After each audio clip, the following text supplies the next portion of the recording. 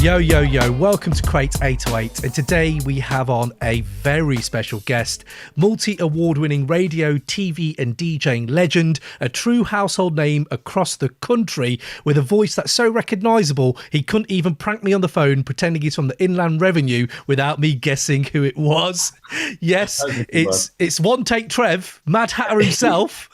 Trevor Nelson's in the house. How are you doing, man? It's been great to be on this podcast. The Crate, man. Come on. Man, I like your work. Thank you, Trevor. I love your work, bro. I was just going to say, if you mention to any certain British Asian 40-year-old The Lick, they generally go a little bit mad, mate. So I know my family are going to be loving this. I know my friends are going to be loving this. So that's what I'm here for. I don't know what it is about Asians in the UK that absolutely went mad for The Lick, but there was a definite sea change when I did that show. Yeah. At my gigs, and just I think a lot of Asian kids in the UK really identified with it, and it was, you know, we'll get to that, but yeah, it's great to be here, man. Yeah, man, I love that. I love that, man. And I'm willing. I can't wait to get digging in them holes. But before we start, I got to ask you. I ask everyone, man. Trevor, what's the least hip hop thing you've done in the last 24 hours, my friends? So easy. I've just done a film for the RHS, right? For the Chelsea Flower Show. You can't top that. No one's going to come on here and top a tour of my garden with the garden designer, Matthew Wilson, right? That is what I was sitting there talking about, hydrangeas and you know, and all, I can't remember the name of half these plants, but yeah. Trev, right. So first of all, your list of like things you've done. I remember you doing NFL, bro. I remember you're like doing doing Formula One. I've seen you doing all this stuff, and now you're doing gardening. You're just aging beautifully, my friend. Dude, listen, let me tell you something. In lockdown, how many people wanted a garden? Oh, man. How many people? I used to live in a loft apartment, swanky loft apartment in the city. Yeah. Records out there, you know, gallery, glass for bedroom, all that stuff. Everyone used to walk and go, yeah. All I used to think was, you know, I need a garden, you know, and everyone's going, no. And then I sold it and I moved out to the suburbs, and everyone's thinking, why did you get out of town? It was right by Old Street. And a year later, everybody's like, well, a couple of years later, everyone's going, how's your garden? How's your garden? Because in all fairness, it kept me sane. Yeah. You know, I've got, you know, I keep fish. Seriously. Yeah. I keep fish, and I think you'll find that, and I've noticed on this podcast, a lot of people surprised me with what the least hip hop thing they've done. Yeah. Well, but no one's ever done gardening and fish. I love that. I'm here for it. Horticultural Society. Check it out. That's where it's at. Oh, Trevor, that's beautiful, man. Beautiful. But yeah, I know. It's been mad. It's been mad times. But to get someone like yourself on, I was trying to figure, like, you know, where do I start and all this. I was like, look, first of all, I know you from back in the day. You've seen the shift of black music in the UK, hip hop, R&B, soul, and R&B and soul. You were one of them. And I hate to use that term nowadays, but it was one of them gatekeepers for me back in the day, where either I'm watching Flavour or The Lick. But I just wanted to find your perspective, right, of when you were starting in radio. How hard was that for you, bro? Like, everyone has these stories of pirate, but how hard was it for you? Yeah, I was quite lucky in that I was on a pirate station called Kiss, that we all know became a legal station. So there were loads of pirates. I mean, loads. The fact that ours was the one that was the most progressive, you know what I mean? And it got a license meant that we were playing everything back into the 80s. You know, I was into hip hop, house, R&B, soul, everything that moved, that had melody, rhythm, artistry. I mean, Big Daddy Kane, the Cold Chilling label. Oh my God, Bow Down, right? Yeah. Love that. The early days, my first hip hop tune that really meant something. People used to say, they'd say Rapper's Delight was the first hit, and then Grandmaster Flash, The Message, was the most important game-changing hip-hop record. Tila Rock, It's Yours. Anyone who's a hip-hop head, Tila Rock, It's Yours is a game changer for me. When I heard that,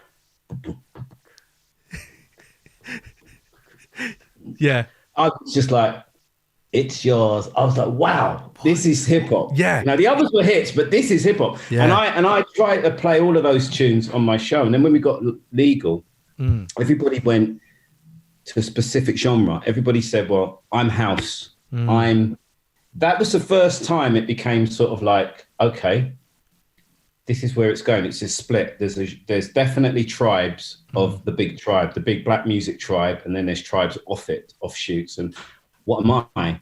And my heart was always soul music, you know. So even if I like hip hop, I like soulful hip hop. If I like house, I like soulful house. If I like, you know what I mean? Yeah, so yeah, for sure. I was doing street soul on Kiss FM, but no one was that interested. You know what I mean? Yeah. It was like everybody was making money doing drum and bass or dance or house, whatever, you know. And we were stuck in 100, 200 capacity clubs on a dodgy night of the week, Monday, Tuesday, Wednesday, Thursday. And I stuck with it and I was true to it. You know, I just stuck with it. And it was good to me because I think you've got to look at the back end of the 80s, it was Bobby Brown. Yeah. It was the big people were Bobby Brown, Luther Vandross, Anita Baker, Alexander O'Neill, and then came Jodeci. Yeah. And Mary J. Blige. Yeah. And they changed the game. And for me, Jodeci, Mary J. Blige had an attitude. They weren't just dressed up in suits and dresses. It was like proper. Mary was like a tomboy. Jodeci were like gangster. Yeah. But yet they sung like beautifully. You know what I mean? And it was an attitude. That was the game changer. The attitude in R&B is what got me gripped. Yeah. You know, there was something special about the production and the fact they weren't trying to be older than they were. I think most R&B singers would be 21, come out in a suit and look 30. Yeah. Yeah. Do you get what I mean? Yeah, absolutely. And absolutely turn their noses up at hip hop. Yeah. That's street kids. But what we had with them was they looked their age, they acted their age, and they had attitude, and that appealed to a younger generation, and that's what got me really into the R&B thing. Yeah. So when you're trying to like rep these newer artists, this newer version of R&B soul, which, let's be honest, you've mentioned two acts there, and we can't not talk about Puffy, like having such an instrumental like hand in there. How hard was it repping those when you were doing either your radio or if you're trying to sell records or DJing? I got to be honest with you. My first job in the business was importing 12-inch singles to record shops. So I imported them from America. And I was at ground level when I was in my early 20s. I was the first job I had I loved it, man. I was going on the phone ordering what you got, and someone says, I've got a new artist there, we've got a new act called Public Enemy, and you know, whatever. But then when they went onto R&B, you couldn't hear it. They'd hold the phone to the speaker. It was none of this technology we have today. I just send it on my phone on WhatsApp. None of that. You know, it was like I hold it to, and I'd order them, race to all the key record shops, independent record shops, which are absolutely important because those DJs would then play them. The bigger DJs would get the tunes and play them. So when you run into that store, they're all waiting for you. Yeah. Who are you? You're nobody, but you've got the tunes. And it gave me a real good foundation for, you know, what sells, what's good, why is that selling? Even if I didn't like a tune, I knew a shop wanted loads of it. And I thought, why do they like this? You know what I mean? And you have to revisit it. And so it got me really at the base level. By the time I got to radio, I was like, okay, how am I going to do this? And the one thing I made sure I did, well, as you know, you're talking to me now, I've always been the same. Yeah, yeah. I've never slanged it. I've got no tats. I was just straight, right? Yeah, yeah. Yeah, and I understood my place. You know, I wanted to be a communicator. I didn't want to be, it wasn't all about me. I wanted to put the music first. Yeah. And I always made sure that I don't care what's going on with me, the music's just ahead. It was never about, I never had MC shouting my name when I'm doing a set. Yeah. I hate that. I just wanted the music to deal with everything. And I think that's the secret for me. Yeah. Communicating. Yeah. Communicating was the key. And it was easy. I loved the music. Yeah. I loved it. So it was so easy to play it, you know? Yeah. The first Mary song, for example, was You Remind Me that I played. I remember getting it on Kiss, and it was on a soundtrack, and it was a cover of a Patrice Rushen song, but it had a hip hop beat to it. And I'm like, she can sing. She's a little off key. It's not as good as the original, but I love the hip hop flavor. Let me play this. Yeah. And I'm playing it, you know, and then, you know what I mean? And you just have to try and translate that to the audience, because what the time everyone's going, isn't that a Patricia Russian song? There's a bit of a weird cover. And you're like, no. Yeah. And you're fighting the forces of tradition. Yeah. And it's a great place to be. It's a great place to be when creativity is happening, when something's happening, you know something's happening. And this guy Puffy, we'll get to him, was absolutely instrumental in just about everything that excited me. You know what I mean? Yeah. Because that's really interesting when you're trying to communicate something. I mean, the barriers were up, I suppose, because I was getting it through publications. I didn't have pirate radio where I was, but I know so many people have pirate. But when you're then going to legit, you're going to pirate to legit is a big move, I'm imagining anyway. Were there any sacrifices you were having to make? Just, I know because you're a collector as well, you must have been collecting so many different genres that you were like, no, I'm going to have to be a bit more sacrificial about this. And I don't know, like really focus into what will get my career advanced. Was there anything like that for you? Well, yeah, it was. I don't think the battle was about getting your career advanced. If you select well, I was known as a selector. I'm not a scratch mix DJ. I'm not. A lot of people thought that's the way forward. That's fine. They were good at it. I was known as a selector. I could always put together a good playlist. I always took my radio show really seriously, much more seriously than I ever took a club night. A club night to me was a bonus. Yeah, you know, I wasn't into the art form as much as everybody else. I was more into. The radio show is the one place. You're doing a gig in a club, there's 300 people there, 400 people there. Yeah. They're going mad. They're going nuts. You walk in there, you're 2 inches taller. Your chest puffed out. You go home. But really, they're 300 people or 400 people that 50 on the guest list maybe, 30 on the guest list. Some of them don't buy tunes. They just dance well. They rave well. They flirt. They mix. You know what I mean? Yeah. The real people, deep down, are the listeners.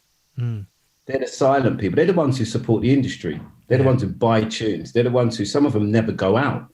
I guarantee some of your viewers will say to you, I had a record collection before I went to a club. Yeah. I was nervous to go to a club. Yeah. Or my parents wouldn't let me go to a club. Exactly. But my parents would let me listen to the radio or watch the telly. This is the thing. So that was my club to me. That's 20 times, 50 times, 100 times the audience in the club listening to your show. If you've got 50,000 listeners, that's way more than can squeeze into that 300. You know, that guy might rip you on the decks, but the truth is, you're doing more for the industry by connecting with people. And that was, you know, I just bided my time, was really patient, and integrity was really important. And I think, and the music just kept coming. This is the key thing. You know, you had... I've mentioned Jodeci and Mary, but then you had SWV, you had Jade, you had, you know, you had Blackstreet. You know, when Blackstreet came, I was like, this is Titanic, you know, the swing beat sound. You had Heavy D and the Boys still going. You had all that Uptown stuff. Then we moved on to the Bad Boy, the West Coast, and Nas and Quest. You know what I mean? Which is, and I decided that if you like R&B, you can like hip hop, because at first a lot of R&B was ladies. Ladies loved it, you know, and they turned their nose up a little bit up at hip hop. Yeah, it's a bit grimy, a bit unwashed. You know what I mean? Yeah. You know what I mean? We dress up to go to an R&B club. We dress down to go to a hip hop club. That's exactly it. But I wanted that. I wanted both of them, and I didn't see why they couldn't live together. Yeah, and so many. To be fair, sorry, I will let you speak. No, Trev, I'm here for the ride, bro. I'm here for this ride. Yeah, but to be fair, when hip hop and R&B actually blew up properly, especially R&B, was when hip hop and R&B did that. Came together. So there was barely a tune. There was barely a hip hop tune without a female hook or a male hook on it. There was barely an R&B tune without an 8-bar, 16-bar rap or something in the middle. Yeah. And so there was something for the fellas, something for the girls, you know. The point in question is the ultimate tune for me, Method Man, Mary J. Blige. I was going to go there with you. I was going to go there right there. I was thinking that's the perfection moment. That's the apex of that moment for me, definitely. Game Breaker. That tune there was as hard as they come with Method Man. Yeah. Dun, dun, dun, dun, dun, dun, dun, on the rooftop, the video, Mary just looking gangster. Just that nodding. Classic Motown tune. That there's an iconic moment in music, not even hip hop and R&B, just music. It's everything. That tune. Absolutely. Yeah, I'm so glad you're saying that because that's one of my favourite love songs generally. I just love that. I was going to say then, so you're going from, then you go into like radio and you're like Radio 1 and that's like, must be a huge step. But I just wanted to figure where your real thinking changed, because I feel like radio is radio and it's our lifeblood in hip hop as well, especially. But like at that time, image became so huge in hip hop. Like you had the videos, you had the style. It was just so cool. And then I remember MTV Bass starting, and on my memories, because I am a little bit older, I do remember when Blackwood was doing that, when it was a Blackwood program. And that was blowing my mind. And then bang, you came into MTV. How was that for you? What was that? Why did you think, you know what, I want to put my face on this. I want to go into camera. I'm going to be really honest with you. Never had any aspirations I didn't have aspirations as a radio DJ. I was a record collector. It's luckily Kiss didn't care how you sounded. They cared what you had in your collection. Yeah. They were driven by everyone on Kiss had a phenomenal record collection. And I was just one of them. But then I got into the music industry. I started working at Cool Tempo Records, and we had Arrested Development, and then we got D'Angelo. Wow. We had Misha Paris and Gangstar, Lords of the Underground. Crazy. Bahamadia. Tried to get these artists played on national radio in this country. Are you mad? It was so hard. Yeah. You know, Arrested Development, obviously, just before I joined, they dropped their first album and they had a lot of success because they got that. They were the Fugees before the Fugees, you know what I mean? And they were unique and everything. And I thought, that's so exciting. That's why I joined the label. But then when I got there, my job was club promotions. It was so hard to get national radio, or you can get specialist radio, you know, to play. And I started meeting a lot of the executives, black and white, who were in charge of black music at major labels, and we all agreed the struggle is real. You know what I mean? It's Radio 1 ain't playing our stuff. Yeah. You know, we get no TV at all. Yeah. I mean, unless you're MC Hammer or, you know, someone of that ilk, you're not getting national TV. You're not getting on the chart show. Yeah. You're barely going to get a couple of Pops appearance, and they were all powerful then. And I said, you know, we need TV. We desperately need TV. So when MTV Europe launched, I thought, hallelujah, manna from heaven, until I started watching it. Right? I'm going to keep it real, brother. I'm not here to joke you, right? I'm here. Until I started watching it, and I said, well, they had Yo MTV Raps, which was sometimes, see you later. Sorry. It's all good. My son. So I'm like, okay, Ed Lover Dre, yeah, it's good. And then it became a bit comical, and then it kind of waned a bit. And I thought, well, and then the R&B stuff, they did something called Amour, which was a bit cheesy. And I thought, this ain't what's popping, man. This isn't what's happening out there. Why aren't they? So I got, someone called me and said, you know, there's a show, there's a slot on MTV, you know, and they're doing interviews and you should go for it and rah, rah, rah. And to be honest, I had the record company job, I had a radio show going, and I was like, I can't really, and I was full-time. I couldn't do it, but I wanted to go to see what MTV was about. Yeah. So look, I knew I couldn't do the job anyway, so I went and I just cussed them. I sat there I swear to you, I sat there and this guy said, right, I'm going to film you. And I said, why aren't you showing more black videos, black music videos? Damn. I did, straight up. People don't know this about me, and I'm not just saying it to gain brownie points, because I'm at an age where I ain't got time to lie. Yeah. I'm not doing it for any, you know. So he was looking at me really weird. There's a couple of them filming, what's with this dude? You know, and I'm like, no, I just need to know, why are we having to watch The Box? Right, remember The Box? We had to pay to watch and pay to get a Busta Rhymes video on or something like that. You have to watch Take That 5 and all these other Boyzone before you get to. You remember that? Yeah, Nonsense, I do. Right? Yeah. And we were doing it because MTV weren't playing our shit. So anyway, I didn't get the job. Obviously, Blackwood got it. That's when Richard first appeared. That's Blackwood, right? And Richard Blackwood actually did a show called Bass. Yeah, it was. Yeah. Called Bass. And it was, I remember him interviewing LL Cool J and stuff, but it was a mixture of all sorts of stuff. It was a mixture of all sorts of stuff. And it was obviously produced by the network. And Richard was, you know, he was just being a presenter, and then he did Select. And I was happy for the guy. You know what I mean? There's a brother on MTV, but it still wasn't the concise. It wasn't dedicated to R&B and hip hop. That show. 2 years later, I think it was. I get a call. MTV would like to see you. They'd come up for an interview. Oh. I went, they don't want me. They want a model. Everyone looks like a model on MTV. They don't want me. They don't want me. I'm not interested. Anyway, I've never done telly before. But by this time, we're at crisis point. Yeah, I've gone back, and this time I'm serious. You know, I'm deadly, deadly serious, but I'm still not convinced that they want a real R&B or hip hop show, right?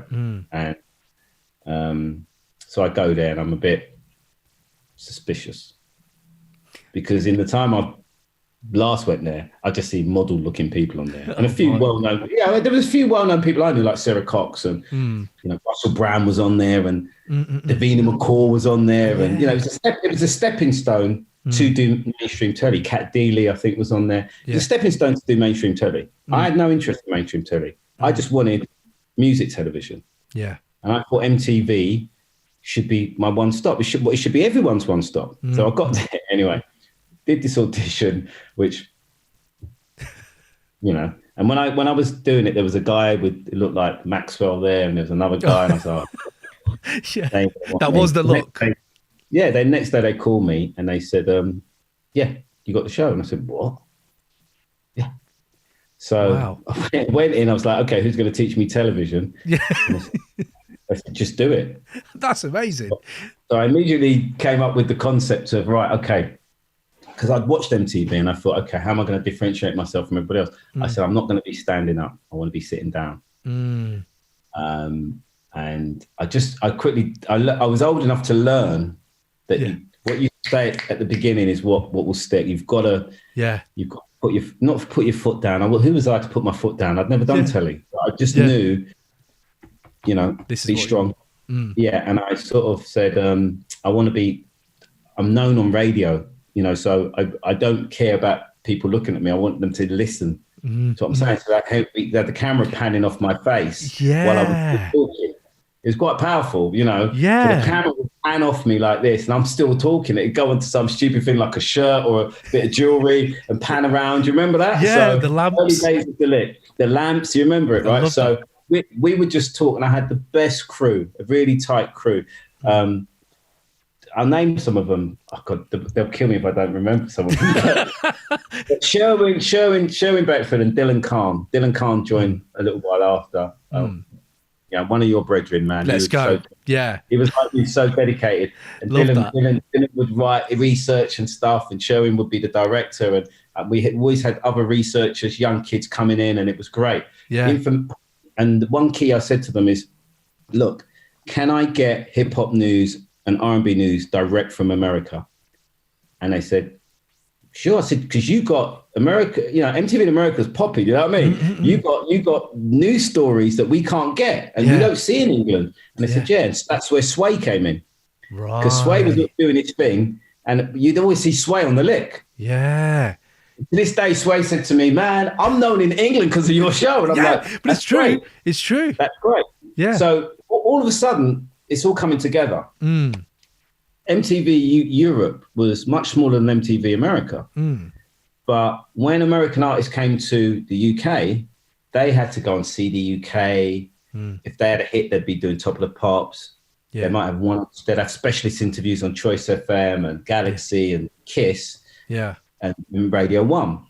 But they didn't really have TV unless they were big. So all of a sudden, I slotted right in there for every artist. So when Destiny's Child, New Girl Band comes out, unreal, straight to me. Yeah. When because I was aware, we want them, and they're getting TV, and it's MTV, and they know about MTV because of America. So they're like, I'm really excited. Yeah. So everything fell into place. And it was just down then for us to do the best show we could. And to be honest, we had so much stuff we didn't put out that we really wanted to squeeze in. Really? Because we wanted to sort of educate people, but at the same time entertain people at the same time. Yeah. I had to do so many things to make up for the lack of black music on television, you know, that we left so many videos we wanted to play that we couldn't play because we wanted to do this story. Yeah. And then it was a question of the culture, you know, when it comes to someone who's doing something like an entrepreneur, a young entrepreneur in this country would slip that in, or, you know, we had Lewis Hamilton on the show when he was like really young. Yeah. I went and interviewed him before he got his Formula One drive. That's amazing. Yeah. And that sort of stuff, because he's the first black racing driver. You know, yeah. Was it? Yeah. So it was great. And it was, wow, it was immediately successful. Yeah. And the name was key as well. So we sat there and we're like, what should we call this show? What should we call this show? And I just thought, well, I think, you know, it's got to be snappy. It's got to be very snappy. Yeah. It's, you know, and I loved it. It just came The Lick to me. And it was like, I'd heard someone else use the term, Mark Tonderai used the term on something. I don't even remember Mark Tonderai. He was rings a he bell. was on Radio 1 for a while. And yeah, he was around. And, but it was also something we said at weekends. Occasionally, a clique of us used to say, so what'd you do at the weekend? I went to this rave, man. Oh, didn't expect it to be anything, man, but it was The Lick. Do you know what I mean? And you didn't have to know what that meant to know what that meant. Yeah. Right? And obviously, it had other connotations. It was a very sexy show. It's a sexy word, 4-letter word, which is great. And it honestly, mate, within, I don't know, a couple of months of doing the show and hating looking at myself, because I just hated looking at myself on telly. But yeah, I thought, that's a good show, you know. That's a good show. And then I asked MTV how we need to market this show, because I don't think my people are watching this channel. Right. That's my next one. I said, they're watching The Box, they're watching these other channels, and not enough are watching MTV, because MTV was still driven by pop and rock. Yeah. You know, and Euro and dance. Yeah. And enough, they didn't play enough hip hop and R&B, and so they said, well, you know, I said, are you going to put billboards up? And they said, no, we're just going to advertise it on the channel. I said, well, you're just advertising to people who don't know anything about hip hop and R&B, which was actually a good thing, because they got into it. Yeah. But I said, no, I need my lot knowing it's on. You know, I'm a big DJ in London. I'm not necessarily a huge DJ nationwide, but I'm definitely well known in London. So I said, I tell you what, when I do a club night, if the club holds 1,000 people, I do 10,000 flyers. I always do 10 to 1. If the club holds 500 people, I do 5,000 flyers. Right. And if you make your flyer good enough, youngsters tend to take it home and keep it. Yeah, so true. Why don't we put the whole show on the flyer, the times it's on MTV? That way, we're never wasting a flyer. If we get people, this dude's on MTV, what's this? You know, and people will be interested. First party we did, queue round the block, all the way down the street, and then it was all over. Is it? It was all over. It was and we just strapped ourselves in. Honestly, I went on a ride, man. Yeah. Best ride of my life. Those parties, I never ever went. I'm just going to be honest. I never got to go. But those parties are those just mythical moments, bro. Like, oh yeah, I remember going. I know so many people who say they went and there's no evidence. It's just Trevor was great. It's all right, okay. Yeah, they lied some of them, didn't they? Of course they did. I know. But yeah, I remember, like, I think it was Destiny's Child at Ministry of Sounds. That's one that a few of my friends genuinely went to, and they still talk about to this day, man. There's these jaded 40-year-old parents who are like, God, I remember we used to do that. And do you know what it comes down to, bro? Like, when you say that about British Asians or whatever, I don't know if this, I can't speak for everyone, but for my demo, the people I knew, we were so restricted at home. Like, I was a hip hop head, but I loved Boyz II Men. I loved, like, Jodeci. They were my other influence, you know, that I loved that soul. Yeah. And then bang, when I knew there was a specific party and MTV helped, you know, you're saying there about people not watching it. It was honestly one of the things you had to set an alarm for. It was like, right, 6 o'clock. Right, or whatever it was, can't remember what time it was. Lick, got that down. Flavor, VHS that. Flavor at 1 a.m. or something silly on Channel 4. Do you remember that one? And it was like, those were where we were coming from. But then when I then go onto YouTube now, and I'm sure none of us ever thought this would be crystallized on YouTube, I'm seeing lick parties, where I don't even know if I can do the roll call without collapsing. There's one. Which one you're going to talk about? It's one that the greatest party I've ever been to, had anything to do with. I think it's the greatest R&B party of all time. And I'm not blowing smoke up my own ass. But I was in shock. Yo, just interrupting this episode to give you a quick update on our plans for 2021. But before I do, just remember to subscribe on YouTube and like this video. Also, get involved in the comments. We always have some dope takes on there, so shout out to people that are getting involved. We love reading them, and hopefully some more of you guys can get on there and we'll shout you out on the episodes coming up. Now, on to 2021. We here at Crate 808 are setting up a Patreon where for the price of a pint or a coffee every month, we'll be bringing you even more dope hip-hop episodes. Simply go to crate808.com, subscribe to the newsletter, you'll get all the updates on our plans, but as a taster, each month we're thinking of bringing you 90s rap hidden gem album reviews that you can vote for. So if you enjoy people like Master Ace, Diamond D, The Lynch Mob, Paris, Big Noid, Blase, we'll be doing a lot more of those. We're going to do our Why I Love series, the MF Doom and J Dilla editions. Each month we'll bring on a guest and dig into why they love a certain Doom or JD track, and then test that love. How deep is that love? So expect some nostalgia right there. Next up, Wu-Tang Chronicles, Ghostface Killer Edition. We're aiming here, I don't know if it's going to be good or bad, but we're aiming to go through every solo Wu project, and we're going to start with Ghostface's catalogue.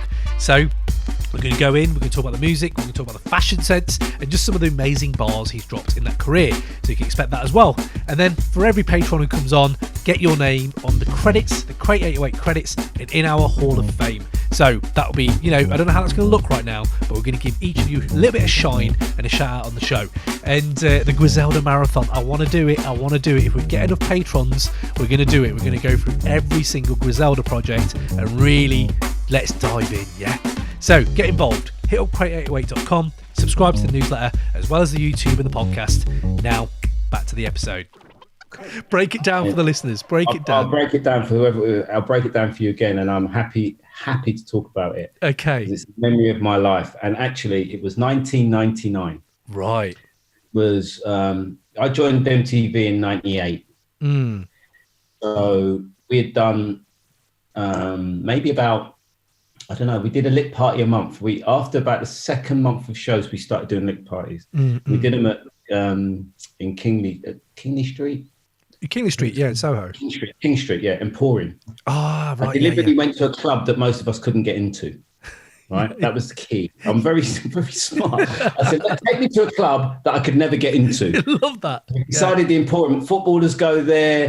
People with money went there. My type of person didn't go there. And they, as soon as they saw the words MT and V, welcome. Yeah, that's it. So I used brand to get into places that Black and Asian people weren't going to, and white. And I'm not strict Black and Asian. Everybody, everyone came to our party. So by that time, the reputation was big, and in Ireland, MTV was free. Right. I didn't know this. Right. So in Ireland, MTV was terrestrial, whereas we were paying for it. Yeah. Quite a bit of money back in the day. So a lot of people would have to go around a friend's house to watch the lick. Yeah. Whereas in Ireland, you just put your telly on. It's the same in Scandinavia as well, apparently. So when I we had the MTV Music Awards that year in Dublin. I got on the plane with everybody else, and the lineup, it was the most R&B lineup of all time performing. Right. Whitney was there. Missy, Mariah, Mary. Crazy. Already crazy. TQ. Oh, huge. Huge at the time. Right. At the time, West Side was huge, everywhere. Right? So I'm like, I get on a plane and I'm the voice of God. That they said to me, we'd like to do the voiceover, so you introduce artists, but you're not seen, you're sitting down, outside, backstage, and you're going, ladies and gentlemen, coming up next, stay tuned, because up next it's Whitney, it's Mariah, it's all this sort of stuff. And I'm like, oh, that's exciting to me. So I've got backstage access, all areas pass. So we're saying, all right, if I'm going to let's do a lick party in Dublin. Just sort of an after party, because the official MTV after party is always sponsored. And then there are about 3 other after parties going on. And we're just a little lick. We're just a little show on the channel. Yeah. So we've got this venue, the Temple Theatre, holds about, 1,500 people. We all I booked. You remember the Honeys? Oh, do I? Yes. All right, yeah, okay. The Honeys were the only act. The Honeys were the only act that were booked. Right. And what we did at the MTV parties, we never announced who was going to perform. And there was a reason for that. I always found that American artists got so much love and UK artists didn't. So I wanted to have this situation where the way we're going to get UK artists to get love, people are so excited about the parties, whoever comes on stage, they're going to support them. They're not going to be like, oh, you know, like prove it. They go, yeah. So, you know, we'd have a new band like Cliche. You probably don't remember them. Right? I do remember Cliche. Okay. Yeah. Well, Cliche came and did a PA for us, and I'd go, introducing Cliche, and they get the best round of applause they've ever received because they've only just put the record. The Hicks, people like that, you know. Yeah. There you go. So we even had Jay-Z at one of our fourth party. Damn. He did Hard Knock Life, and he did it at the Emporium, and no one knew he was there until I announced it. Yeah. Right? He was just raving on the dance floor.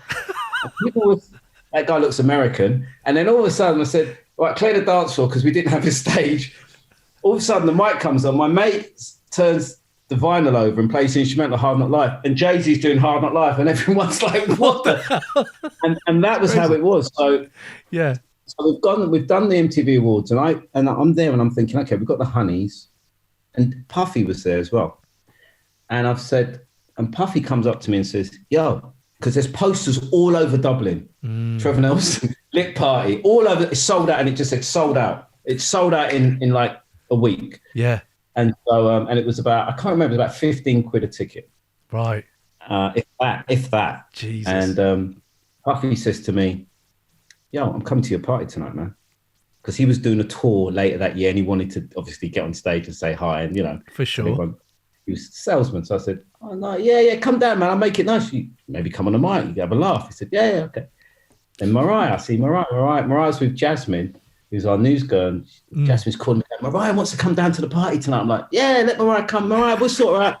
And Mary's like, yo, Trevor, come to the party, man. Because, you know, and so some of them were saying to me, and then some of them were telling other people. And mate, I swear to you, to this day, I have not had an out-of-body experience like that. We got there. I remember I walked up on stage and the place went berserk because we were bigger in Ireland than we were even in England, right? The place went berserk. They wanted R&B. They wanted it so badly. It was the sexiest thing to them, you know? And I thought, wow, this is going off, man. And at that point, Puffy walked in and he saw the crowd going nuts. And he thought, I ain't missing out on this. He jumps on stage. I'm thinking, we've got none of these, no music ready, nothing. Oh, what? We've only got the Honeys music ready. Right? That's all we've got, the Honeys. Yeah.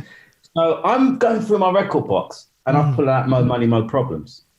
And I've turned it over or whatever, I think on the instrumental side or something, or I don't know what I did.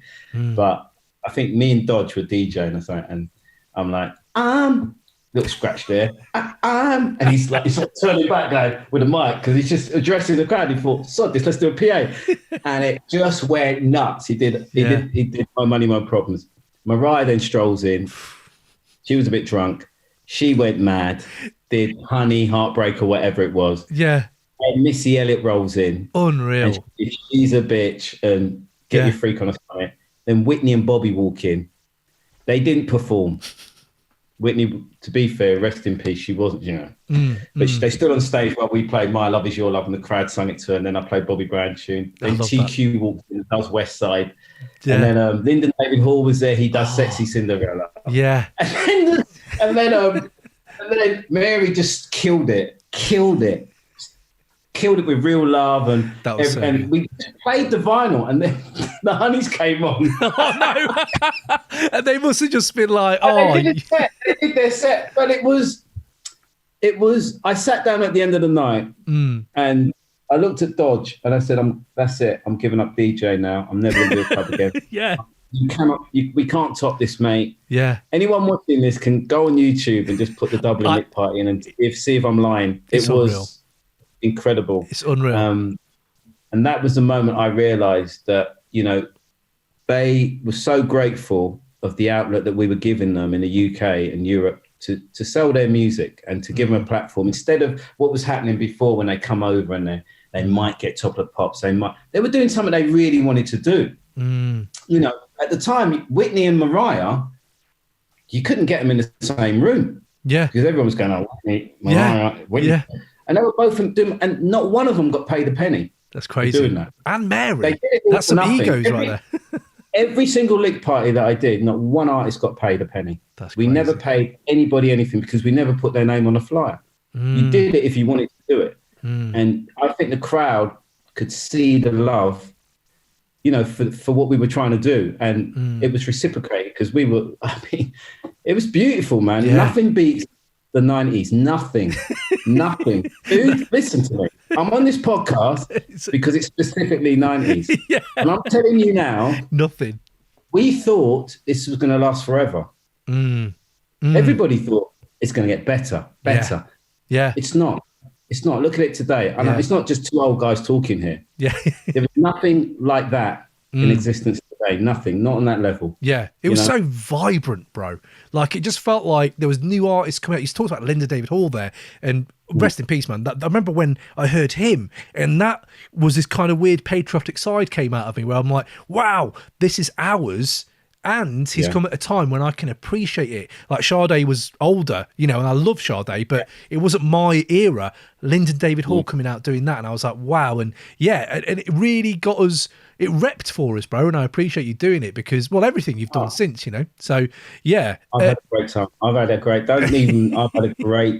ride, my friend. I've had a great time. Did you know, like, I don't know, it's hard to answer, I suppose. But at that time, did you ever have a reflective period where you were like, Jesus, what we're doing right now is blazing a trail? Like, you were trailblazing. Did you ever have that? I'm going to be honest with you, and this isn't bullshit.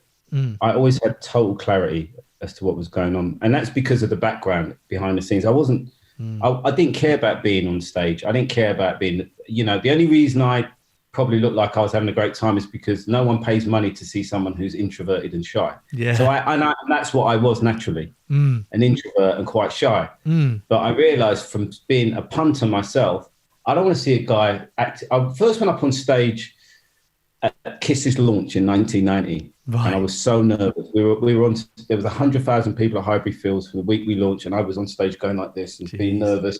Yeah. And I cringed at the thought of it, and I realised no one pays money, or no one comes to see anybody who dares to step on stage and act like they're nervous. You've got to own it. So you've got to own it. Yeah. So, but I always had clarity because of my upbringing in the industry. I've done every job from importing to club promotions to making the tea to all of that stuff, right? And I knew what we needed. So I was like, this needs to be done. We need this. You know, we need this. It wasn't like I need this. We need this. I ain't got no Instagram account in them days. I've got no Twitter followers. I'm not getting any free stuff. I'm getting free trainers. That's about it. That's about it. No one's paying me for being me like today, right? So it's passion. And the clarity was, if you ask me the flip of this, everyone watching this will think, damn, that guy had a good time.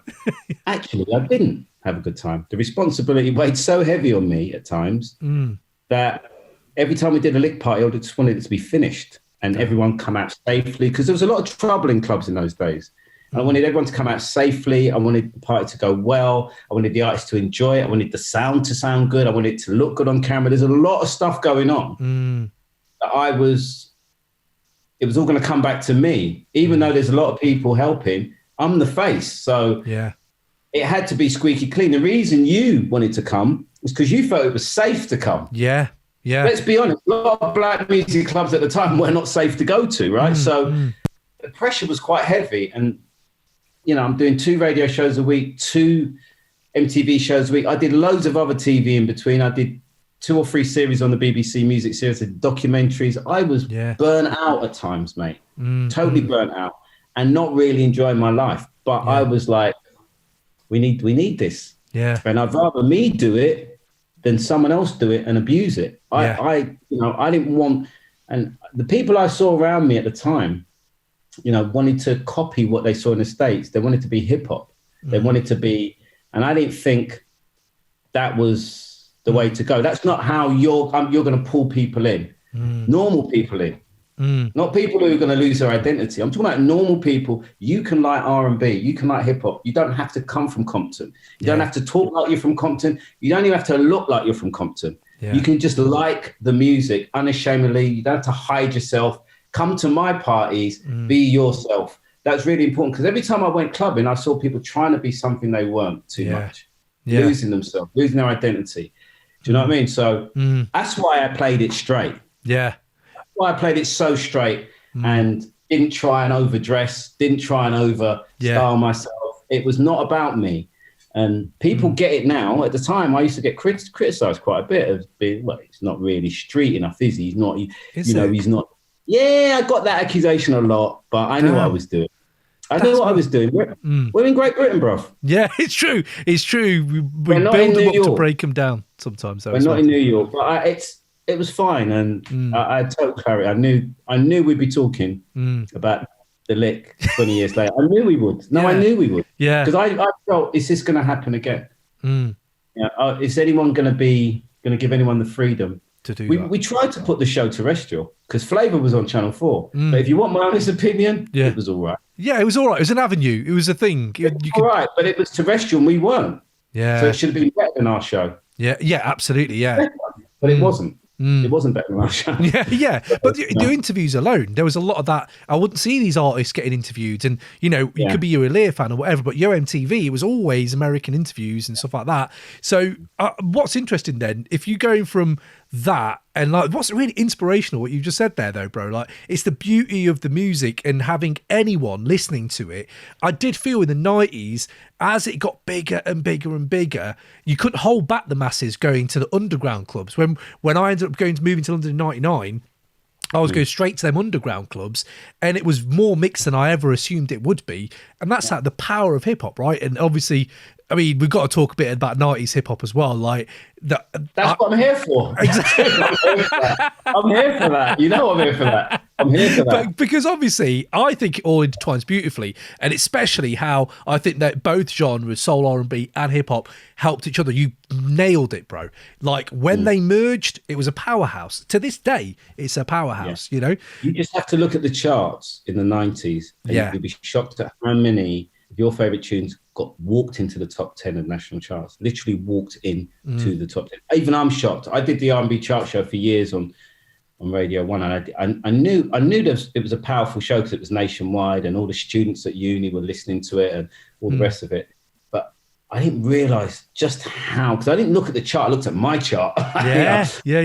I look back and I'm geez, things walked into that top 10 that would not have done that 10 years before. And it's because all the kids were buying this stuff. And, it was indie pop. It was Blur, Oasis going off. And it was R&B and hip hop going off and dance music. They were the three genres that were killing it for young people, and amazing. Yeah, amazing. Absolutely. You didn't get any R&B artists performing at festivals. There was none of this.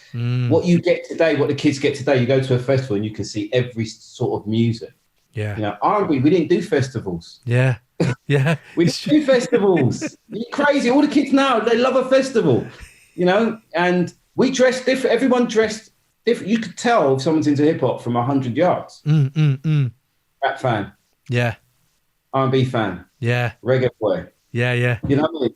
Indie kid with his Parker on, such and such. And now everyone was, recently it's just been straight jeans, skinny and identikit look, You might be able to tell by the hair what they like, but not by the clothes so much, Yeah. It was very tribal. It was very tribal, those days. And hip hop was, it was great. I know. That's the thing. It's like, it was so tribal. And just then, if I was to say to you, like 90s hip hop, what are the first like records maybe that pop to your brain? Like, is there any that really just pop straight in there when I say that to you? 90s hip hop, well, I mean, you can't not say Dre and Snoop. I mean, I think I was really excited when I heard Snoop. Was it Deep Cover? Yeah. The album he was on? Yeah. Yeah. 117 on that. When I heard his voice. Yeah. Whoa. Who's that? Yeah. Snoop's debut album was one of the most anticipated albums of all time. That guy, I mean, the Snoop now and the Snoop then are like two different. So different. It's like an alien and someone else. Yeah. Snoop then, shit. He was like hanging on to every word, the flow, everything about the West Coast. Snoop and Dre, unbelievable. Dre's debut as well, unbelievable. And what a completely different sound to what I was brought up on, which was New York. I was totally East Coast, 100%. I mean, A Tribe Called Quest, though, was my band that cut through in the late 80s and smashed it in the early 90s. They're my favorite hip hop band. Okay. They just because they're more, they're the jazz in me. That's it. They're more jazzy. They're soulful, but they're jazzy. They're boom bap. They're just Dilla Duck type thing. The abstract, the production, where they found their samples, the flow, the Fife, Trini. Just them two bouncing off each other was just masterful. Yeah.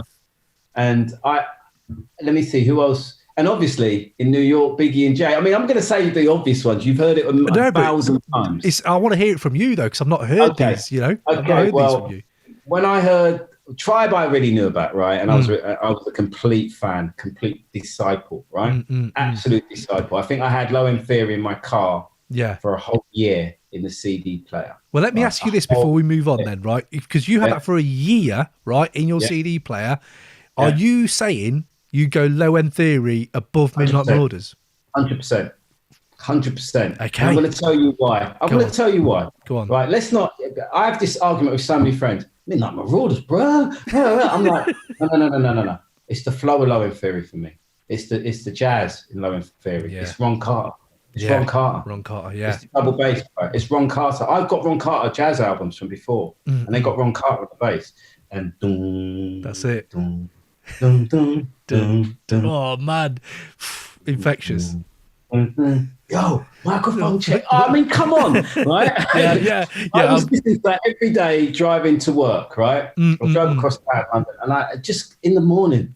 It's just like I was just going every tune. Yeah, it doesn't mean it's the best album. It just means it's my best album. That's it.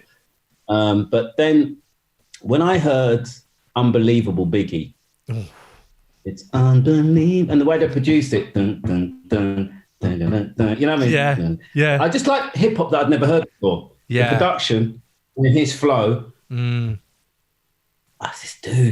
dude. This guy, you know what I mean? Just like, and the production, it's the production, but Biggie, I mean, I just thought this guy is unique. He's amazing. Amazing. Jay-Z didn't give me chills like that off his first album, but I admit, I knew of him before, done a bit before, but he was great on that first album, but I can't say I was as excited. Yeah, I was excited about the collaboration with Biggie on his album, and I loved it. Can't Knock the Hustle, of course. I love that. And Ain't No Player Like, Foxy, of course, because it's R&B in there as well. Yeah, exactly. Yeah. But the album of all albums, the greatest debut hip hop album of all time, period, is Nas, Illmatic. But that's it. Just by a country mile, simply because if an alien landed from Mars on Earth, and went, what is hip hop? Yeah. What is rap? Instead of giving them an album full of collaborations, full of fancy production, full of this, full of that, and I wanted to give him something pure, I would just give him Nas Illmatic as a pure guy, just master of his craft, so young, just a poet, just beautiful, just from top to bottom. You just leave the album on. Yeah, he had a couple of collaborations on there, and that was it. AZ, couple of collaborations. Just even today, you put that album on, it's beautiful. It's just he was never going to top that. Yeah, unfortunately, it's true. He was never going to top that. It was that good. Even when Jay-Z beefed with him, he had to just say, "Okay, you have one classic album." You know what I mean? I got 3 or whatever he said. Yeah, but that classic's better than any of them. All that, exactly. It's the one, and I know it's up for debate, but for me, so they're probably the main ones. But I'm going to throw another one in. Go on. Not as an album, but excitement as an artist coming out. And he started off in Leaders of the New School. Oh. And honestly, Mm. you know, that thing about hearing somebody you ain't heard before? Yeah. When I heard Busta Rhymes, Mm. Leaders New School, Charlie Brown and all them, I'm like, What? like, you know, what's going on here? Yeah, yeah. And then when I heard him on Scenario, he killed it. And when I'm telling you that Tribe are my favourite hip hop band, and I love the flow between five. Yeah, Q-Tip, if you go and see Q-Tip live and his mic's not turned up, it's like, can't hear you, bro. Oh, you know what I mean? Yeah. You know, the sound had to be perfect when you go to a Tribe gig. And sometimes I went and I didn't think it was, but when it was perfect, they were great. Busta Rhymes on Scenario destroyed that tune. He did. He did. Just like someone threw a Molotov cocktail in the mix and just blew it up. And everyone went, when is this guy releasing a debut album? And he released it. And unfortunately, I don't think Busta's given us a classic album, a real classic album. Yeah, there's moments on the Extinction Level. There's, you know. Yeah. But when he came out, and if you've ever seen him perform in his heyday, I have, yeah. I went to Madison Square once, right? Oof. And they used to do Budweiser fests, and they, you know, Madison Square used to have. I went there twice to see everyone. Yeah. They were all on the bill. All of them. And he had the smallest. He just came on. Yeah. He didn't have a backdrop as much as the rest of them. He didn't have a stage show. It was just Busta. He was like Tina Turner. You know, like Tina Turner eats up the stage. Yeah. Or Beyonce eats up the stage, up and down the stage, and dances like that. Busta, he was just all, and locks going everywhere crazy. Yeah. Madison Square going off. When he did Woo Ha, Put Your Hands, it went off in there, and I was just jumping up and down like a little kid. And then he just stormed the stage and went off. And that's why I think that's the kind of character we miss in hip hop today. We miss that guy. I mean, a lot of rappers run around going, energy, and all this stuff. It's like, where's your energy? Where's your energy? Wait, stop relying on the crowd. You know, too many artists today rely on the crowd. You go and see a gig today, the crowd is singing every word, and I'm paying money, you entertain me. Yeah. You know, there's too much this call and response stuff going, too much. Yeah. You entertain me, and Busta Rhymes was one of those guys who, he was in his pump, he was phenomenal. Yeah. He wasn't shy. He wasn't shy. He wasn't that cliche, actually. A lot of rappers became very cliche, just grabbing their crotch and walking up and down. Yeah. Busta didn't care. Yeah. He didn't care. It's true, man. It's so true. Trevor, I'm loving all this energy. I'm loving it, man. I want to smash something. I can't help it. I'm getting excited talking about it. I'm genuinely, it's memories. It's memories, you know what I mean? And I'm just, I mean, people say don't look back, but it's hard when you grew your kahunas in the 90s, man. Yeah. When you lost your virginity musically in the 90s properly, you know, and that's why whenever I meet people like yourself, they're so passionate about, I still do old school raves. Yeah. Because, and I don't care to do raves, but I do them because people want them. Yeah. And they want to be thrown back into the 90s and noughties because they definitely the best era. Yeah. The music was amazing. Do you know when you're DJing these raves then, or you're DJing at any nights you're doing or festivals or whatever, are there any mainstays from the hip hop catalogue that you just kind of know that's going to work? Yeah, I mean, of course, it depends what the crowd is, though. For sure. Because if I don't do that many festivals, but if the more generic, the more mainstream you go, the more you can't. Yeah, you can't go deep. You know, you've got to do things that relate to the crowd. I mean, gosh, what are you looking at? You reckon you can get away with a #1 hit from the 80s, something like that, like a De La Soul or something? Oh yeah, you can get festivals. Love De La Soul. Come on. Yeah. Oh yeah. True. It's the days. De La Soul. Three's a magic number that's been played at festivals even when we weren't playing it. You know. True. I mean, in an R&B night, I mean, I do a lot of old school raves, and because my raves are very mixed, age wise and male female, slightly erring more on the female side, fellas. So if you're still not married or attached, or you get down there. Get down there. But, Trevor Nelson singles night. So in fairness, people see me as someone who plays girly hip hop. I know why people see me. Do you know what I mean? But we just lost a great. We lost a king of the party bangers. which is DMX recently. And honestly, that guy was like, I mean, Rough Riders anthem. Yeah. Girls and guys. Oh shit. I mean, come on. Yeah. I mean, that guy had more. I played Slippin' actually on my old school show the other day as a tribute to him, because he died the same weekend as the Duke of Edinburgh. So we didn't get a chance to be on the radio that weekend, which was really unfortunate. But I played Slippin' and I said, DJ should pay his estate royalties for how many times he got us out of jail on the dance floor. Yeah. There were about 3, 4, 5 DMX tunes that you go to. And he's one of the go-to guys. Yeah. Party up in here. I mean, yeah, that face says it all.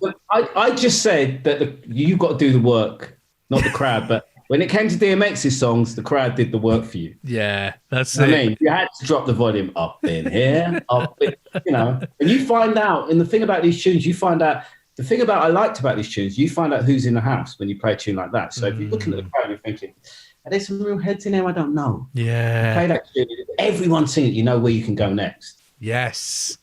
Instead of just playing Mace Feel So Good, you can go a bit harder, Yeah, interesting. Yeah, love that. Okay, so these are a little bit more quick fire, 90s, more 90s hip-hop stuff, but, take it where you want to go, bro. Now, some of these you actually probably maybe already answered, but if there was a 90s act that the culture needs right now, or the music or the industry needs right now, who you got? It's a brand new Busta Rhymes artist. It's someone like Busta. It's someone with the energy, the craft, daring, the eat the stage up mentality, the entertainer. We need entertainers. I think too many people sound good, good on record and not so good live. And what I mean by that is performance-wise. I want to see, I mean, hip-hop has suffered from that a lot over the years, that people couldn't take what they do on record in the studio on stage. They're too cool for school, so you're not getting that entertainment value. I got sick of going to hip-hop gigs when 5 rappers are just 3 hype men and 2 main rappers just running up and down the stage making noise, and it sounds nothing like the record. Right? I got sick of that after a while. I wanted my money back. How many times have you been to a concert and you've left and go, well, they did the whole albums, but if you're asking me out of 10, that was a 6. Yeah. I saw Kanye West on tour and I went, that's different because of the stage show. That's a show. Yeah. Just when his mum passed away, just after his mum passed away, he went on tour and I went, and that was a stage show. But I remember P. Diddy tweeted, I've just fallen in love with hip hop again, just in Kanye. And no one puts him down as one of the greatest rappers of all time, but he knows that. He put a show on, and I just think we need showmen. We need some more showmen, and I really think we do. And so I say Busta. Okay, love that. I'm here with you with that. What are the things you don't miss from the 90s? Like mainly in the rap game, R&B game. Yeah. One person I haven't mentioned, a lot of people probably get a crossbow out and aim it to my temple for not mentioning Tupac. Yes. Right? Right. The one thing I don't miss is that. Right. That. What I mean by that is hugely talented guy, incredible artist, incredible. Hated when he was angry. I hated when he was angry with Biggie. I just hated it. I didn't enjoy that beef. I didn't love that beef at all. That beef's gone down in history. That beef is now folklore. People have made money off that beef. People have made documentaries. I don't get off on it because I don't know if it was real. What I mean by real,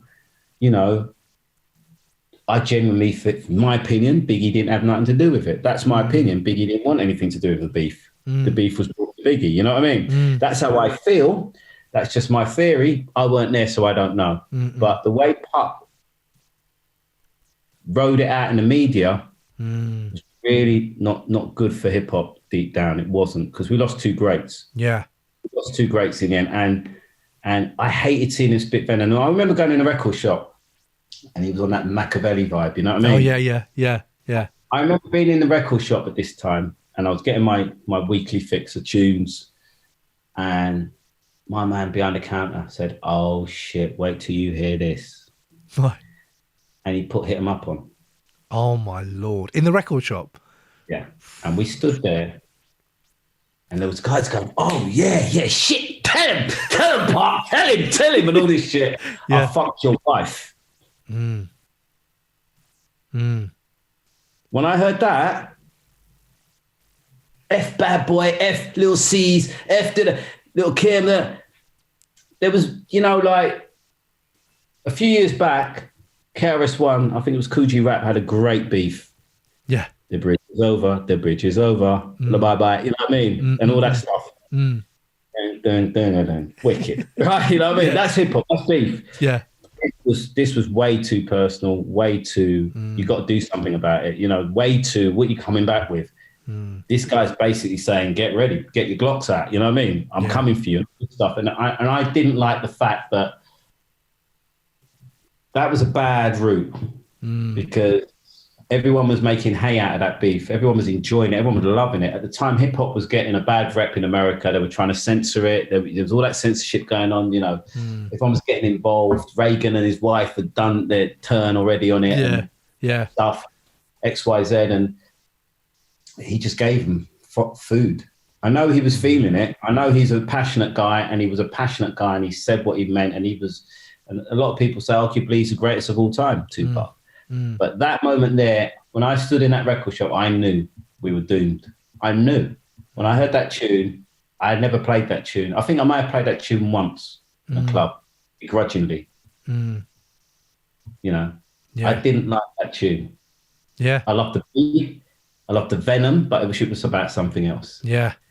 And I knew. So I don't miss that about the 90s. And I think the beef got too serious. East Coast, West Coast should have been a musical beef. Yes.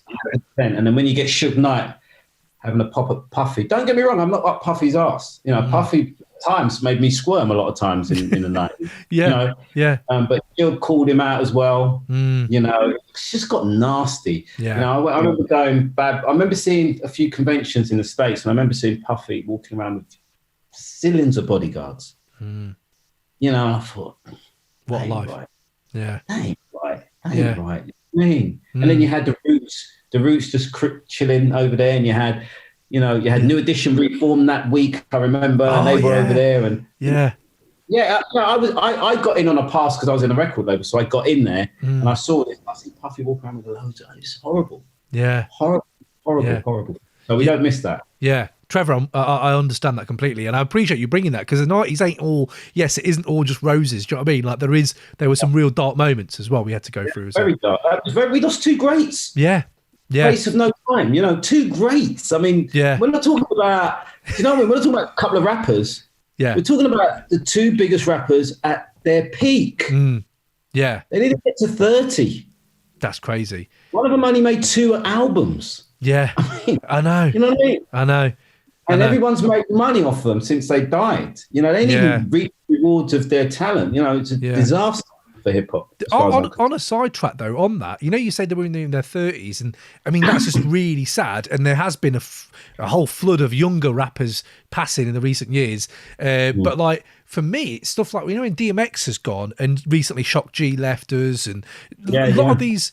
They're not old. They're like middle-aged rappers and middle-aged artists. And I think the game is tough on rappers. I think you've got to understand, being around a lot of artists in my lifetime, and seeing them at their peak, and seeing how they carry themselves, and seeing the pressure they're under to live to a stereotype. You've got to remember there was a lot of pressure on everyone spending a lot of money, looking at the wealthy, being, blinging, flossing, whatever you want to call it, spending more money, more cash than they really should have, when really there's a way. Other artists, you look at other artists, and I always say this to people. Don't think Noel Gallagher don't like money in Oasis because he's wearing a parka and looks like he's living in a council flat in his video. Yeah. Because Biggie's on a yacht and he's surrounded by girls and he's got diamonds all around him. Don't think they don't equally like money the same. It's just the pressure of hip hop was to project that image, whereas with rock, you project a completely different image, an indie. Do you know what I mean? And burn through your cash trying to live up to the hype, being a rap star. And then you've got there's loads of pressures. There's loads of different pressures. And a lot of them, I think, would have done it so differently now. And then insets of depression or a habit, or, you know, it's about being a has-been. And then people started, you go on YouTube and you see 20 broke rappers. The most broke rappers of all time. Yeah. They do it with athletes in America, black athletes, and they do it with black artists all the time. And all you see is a list, and it's, ain't it funny? Ja Rule, Cisco, or someone else who's, you know, spunked a load of money. And it depresses me, you know what I mean? Yeah. And I think a lot of that came from 90s excess. Yeah. And people thinking they've got to live up to the stereotype. Yeah. You know, that's a downside of our game. Yeah, fascinating point though, because you have to remember these artists and this culture comes from somewhere that isn't used to having these. They have aspirations, but it's that money isn't going into that community. And another just whilst we're here, big up on your community work as well, because I think it's absolutely crucial to have people like yourself still diving in and doing that. But yeah, right. So a few more I've got here. One more thing before you go. Absolutely, Trevor. Go on. Yeah, Trevor, go on. You love the MTV days. I do. I love the MTV days, and we all loved a show that is partly responsible for this, MTV Cribs. Oh, yes. Oh, man. That was staple viewing. Do you remember Missy's bed? Missy had the Ferrari bed Missy had, the swimming pool with Missy, you know, all that stuff. But this is why half of them ain't got any money left. Because that was MTV Cribs is exactly what I'm. See how the joy it brought to your face when I said it, and a lot of people watching will go, "Oh yeah, I loved MTV Cribs." Some of them faked it. Obviously, it wasn't their real homes. Yeah, but a lot of it was their real homes. And the moment your next album comes out and it ain't selling, you got to sell that crib that you've made bespoke to your liking, which you're going to end up selling for half the price. I know I'm being cynical about this. No, you're right though. And you know. Yeah, and that's the industry. And that's why I think the passing on of knowledge is so crucial. You know, be it in workshops, be it in seminars, be it whatever, you know, TED Talks. I'm waiting for the Trevor Nelson TED Talk. We need that. We need Not me, man. They asked me to do one when I lived in Muswell Hill, and I said, hell no. I'd like to see that. I said, no way, mate. I'm not doing that. I did one for Touch Magazine sort of thing, but I wish, back on it with cars, and I look back in it and I wish I didn't do it. I didn't do it in the house, but I had a few cars at the time, and I went, no, I shouldn't do that. Okay. Because youngsters, you know, we still have that problem. We still have that problem in society where, you know, people live beyond their means. It's just a problem. It's just a problem. It's something that's part of our culture. Yeah. You know, both, you know, black and Asian. Let's be fair about it. Right? Yeah. Everyone, you know, it's just with us. We just, you know, it's that need to be flashy, you know, and feel worthy of something. You know that, you know. Yeah, I know where you're going. I know. Yeah. Okay, so if you could be a fly on the wall, right? Any 90s studio session, hip hop studio session, which one would you want to be in and why? Very easy. Okay. Hip hop, I think I call it, she's in the category of hip hop. Definitely, but she's more R&B, but she is unique. Yes. Lauryn Hill, Miseducation of Lauryn Hill. Beautiful. I mean, beyond beautiful. Yeah. I mean, that there. If you're just going to do one album, do the album. Because someone sent her on earth to make a record like that. And wow, I mean, she was everything to me. Like everything I interviewed just everyone, and I never woke up in the morning thinking. I woke up in the morning thinking, oh God, I've got to interview this person, and they've got 20 people entourage, and I've got to get through all that. And I'm not mentioning any names. There were about a few of them like that, right? Yeah. It was most of the time I woke up thinking, oh yeah, I'm going to be talking to, and I've got to ask them this, and I've got to ask them that. You know, Lauryn Hill was my favorite musically of all of them, male or female. Lauryn Hill was unique. She just the voice. I've never heard a voice like that. I've never heard of. Honestly, any era, I've never quite heard a voice quite like hers. If you listen to the Fugees album Zealots, that track Zealots rather on the score, she comes on Yeah. Comes in, it's just beautiful. Obviously, the big hits, Killing Me Softly, Ready or Not, we know about that. Yeah. The hype on that album was insane, right? Mm. And then she gave us Do Wop, which was the party tune, which was unique. Never heard a tune like that before ever. Yeah. Right? Yeah. Do Wop, that thing. Never heard a tune like that again since or before. She gave us Lost Ones. It's funny how money changes situations. Yeah. Communicate. Oh. Yeah. I want this young lad run like, you know. Yeah. And yeah. they gave us, for me, you know, my favorite track on that album, Zion. Yeah. Unbelievable. Zion is with Carlos Santana. It's just, that's what I'm saying. Carlos Santana, legendary guitarist, Lauryn Hill. You know. Yeah. Then the hook up with D'Angelo. Then X Factor. I genuinely think, you know, when people say goosebumps in the recording studio, I'd have leprosy by this time. You just know what I mean? I'd have huge bumps all over my face because she was definitely burning incense. Yeah. And drinking honey and hot herbal teas. Herbal teas. I've seen her in action. She once did she came to Radio 1 and I had them in when they did Killing Me Softly, when they were at the peak, and we did a little session, and we always said, this wasn't a live, before the live lunch, this was just called a smoking room session. I said, you've got to do a cover of a song. Said, I've got one in mind. I'm going to go in there, and it's just me, her, Pras and Wyclef, and I'm sitting there. Right. I'm just enjoying every moment because the Fugees were the shit for me at the time. You know, me being on radio, that's tools. That's tools. You know what I mean? That's like the third week I was on Radio 1, I played Killing Me Softly. Like it was the third week that tune come out. I just had that weapon, you know. And for them, because I was new and they're thinking, what's he bringing? And I had the Fugees, so I'm playing Killing Me Softly. You need to play this, you know. And so we're in the studio, and my favorite line of any song, you're probably not, I doubt you know this song, it's by Sam, you might do, Sam Cooke, A Change Is Gonna Come. Yeah, love it. Yeah. But sorry, I'm disrespecting you. No, Trev, I love it. It's fine. First line of that song is my favorite opening line of any song ever written.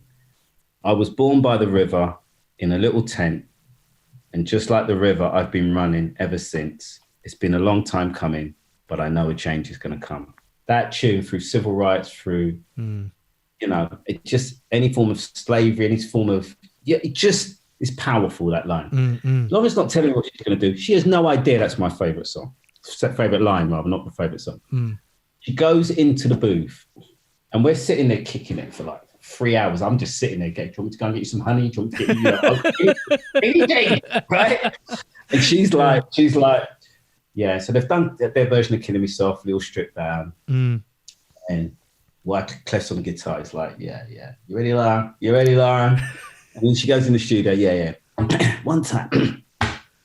And she sings, I was born. She starts singing that song, and he's strumming guitar. I was born by the river. And she changed a little tent to, I was born by the river in a tenement, like a tenement block in New York or wherever, New Jersey.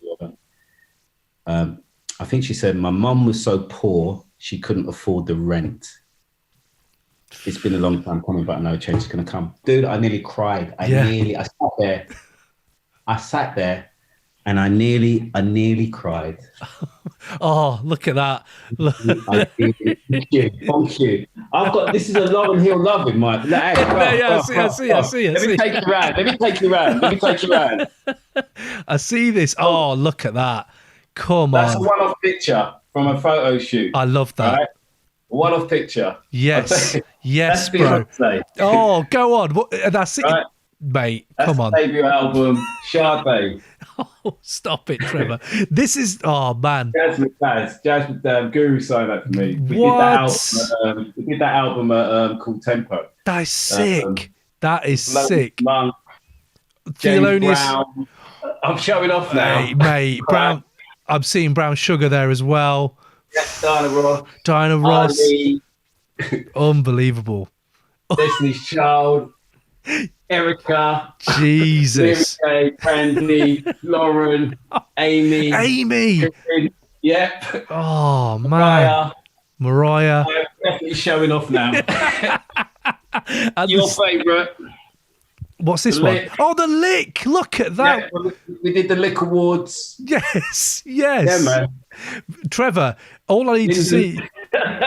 this is the legendary status, though. Like that, just having that around you must make you feel like, damn, I've done all right. I've done all right, you know.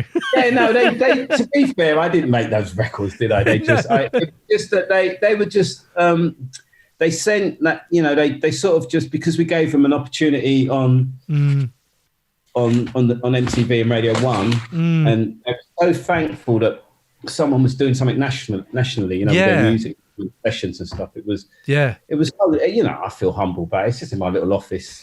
It's not. No one gets in here, so it's just for me. You know what I mean? Yeah, but love breeds love, Trevor. I think love breeds love, man, and the fact that you shared it, comes back. Amazing. Comes She was back. amazing. It's one of the great tragedies of music that she didn't make more. Yeah, it really is. Yeah, absolutely. Great. But actually, you know, just on that then, just to round this off, because I just want to see where you were at this moment, like in your life, like your career's been spanning all these decades and all these artists, and we could talk about all that. But one question for you really is like, what for you now defines success? As in, what do you do now? That for an artist or for people? For yourself. For yourself. For myself. I'm done, mate. Yeah, you good? You good now? I'm fulfilled. No, I honestly, I think I don't care what people think of me, right? If you're of a certain age, you probably appreciate what my era of DJs did. We were specialists before streaming, and we were, you know, you hung on to every word. When's it coming out? The release date. Yeah, I know what's going on. People tape cassettes, recording your show, recording your TV show on VHS. Whatever. And I get it because I was one of them. You know, and so that was never lost on me. So now I think it's very difficult for DJs to achieve anything like that, because when a tune comes out, it's available everywhere. Yeah. You've got no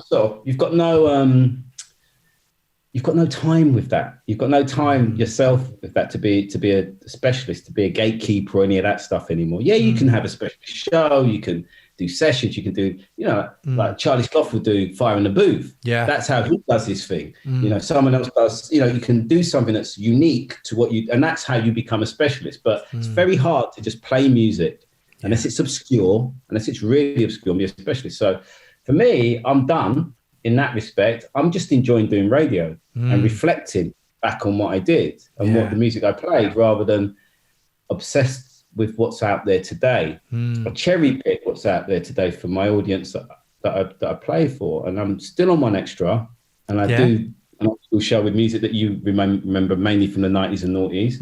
It's an easy listen, really easy listen. It's a lovely listen, man. It's an easy listen, you know, and I'm not trying to reinvent the wheel. Just trying to remind you, there's always a tune or two on that show that you go, yeah. Do you know what that was? Do you know what that was for me the other day? Is when you dropped Zealots, bro. I was like listening, and you're getting all this, you know what you're getting used to. Then Zealots come. This is a deep album cut. What the hell? Well, people forgot, you know, you forget about tunes like that sometimes, you know, and I do sometimes too. And you know, you only need to play one or two a show. That's like that. Because the rest is just sing along, you know. You fit, you just cool. And you go, oh yeah, I forgot about that. And I'm of an age now where I'm on Radio 2, and I'm having the time of my life on Radio 2. I'm talking to people who were there, but I'm not. It's not R&B and hip hop. There's flex of it. It's much broader, and it's music I never got a chance to play that I have collected over the years, and it's not always all quote unquote the R&B hip hop thing. I'll play something a little left. Yeah. So, but I'm always playing to the audience. I don't think, I think the mistake a lot of DJs make is they end up on a radio station and they try and do them. And it's not what the audience want. You do a radio station, you have to play to your audience. Yeah. If you go, for example, if I said to you, can you DJ at my sister's wedding? You're going to bring a 90s hip hop set, are you? Exactly. Right, you're just not. Yeah, you can slip in a few, but you're not going to bring a 90s hip hop set, because you know, apart from the core of her friends being there, there's aunties, uncles, cousins, mums, and dads. Yeah. So it's harder to get that right than it is to play in a normal club, right? Yeah. That's my thought process. When I did One Extra, it was a younger crowd than I was used to when I was doing daytime on One Extra. I had to switch up a bit and allow myself to be playlisted for the first time quite a bit and play tunes that I probably wouldn't have chosen, but still keep my mark with Album for Life, feature on an album, do some feature. You know what I mean? Still keep your identity. And I'm having a great time, man, on two, and I'm having a great time doing old school gigs, actually. Oh, wicked. They're always sold out. The people still want it. It's amazing seeing people's... Like, listen, I do gigs now to people who look like you. You know what I mean? Yeah. Got the odd fleck of grey coming up there, you know what I mean? Shaving the hair before the hairline goes. Trev, you've had it for a long time, but you were right all that time ago. Clean up the ghetto, bruv. Clean up the ghetto.